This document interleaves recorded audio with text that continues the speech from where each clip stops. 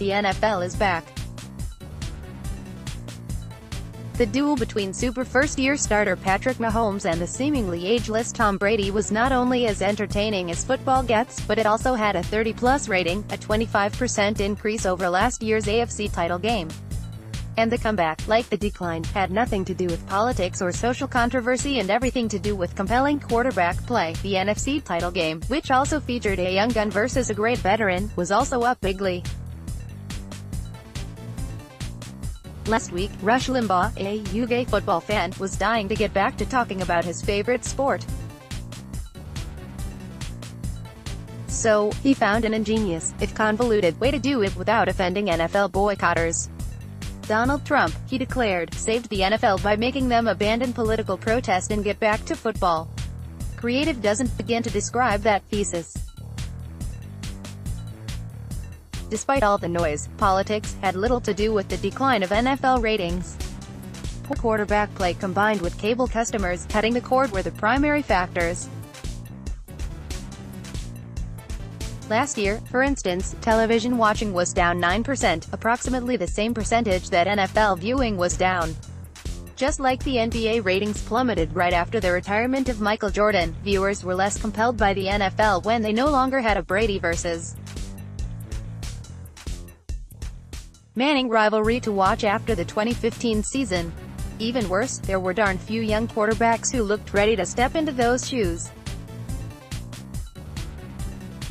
Out of 32 teams, there were 5 quarterbacks I would have paid to watch in the whole league: Brady, Aaron Rodgers, Ben Roethlisberger, Drew Brees, Russell Wilson, and who? Phillip Rivers, Joe Flacco, Andrew Luck, perhaps. The league lost its most compelling storyline. There was a matchup of marquee quarterbacks about once a month, especially since the rivalries were all in different divisions. Thursday Night Football was a complete travesty. Let's face it, folks, American universities were too focused on indoctrinating snowflakes to concentrate on their primary purpose, providing the NFL with quality starting quarterbacks. 2017 was the year in which Matt Stafford, was the highest paid player in the league for about 5 minutes, and Matt Ryan was considered a top 5 quarterback in the NFL. After that season, teams were so desperate for quarterbacks that long-term mediocrities like Case Keenum and Kirk Cousins were paid more than Tom Brady in free agency. It wasn't Colin Kaepernick who drove people away. If anything, people tuned in to watch him lose after getting his starting job back so they could laugh at him. It was that they had more compelling things to do than watch an epic Case Keenum versus Blake Bortles battle. Groan. Cable cutters had little reason to make football their exception to walking away from TV. In reality, the NFL boycott was more a social media phenomenon among people who didn't watch much football anyway. It gave Donald Trump, who is a genius at such things, a convenient wedge to tell the nation that if you were with him, you were with the flag. It was probably just gravy that it was also a good chance for the driving force behind the USFL to exact a little revenge on the league that first snubbed Trump, then crushed him in head-to-head competition. The week before Donald Trump's speech in Alabama, 10 out of 1,700 players knelt. Another couple of players stood, but put a hand on the shoulder of a kneeling player during the national anthem, and none of them were major stars. Colin Kaepernick was no longer in the league. This was worthy of national attention. The movement was fizzling on its own. For years, liberals have hated football as the ultimate civilian expression of toxic masculinity. Their reasoning was that if you'd hit another man on Sunday, you'd probably start in on your wife on Monday. Some even projected this thesis to us deplorables who watch. L. Rushbo and conservatives generally defended football. Suddenly, boycotting the NFL became the caustic of populist conservatives. Breitbart News took the lead in trumpeting every drop in viewership, posting pics of half-empty stadiums at the beginning of games as though they represented the actual attendance. Only playoff games in sports are filled for the opening pitch, kick, jump, or puck drop. Pictures were posted of players who knelt in solidarity in response to Trump trashing them as wimps, the forgotten part of the speech before, not during the anthem.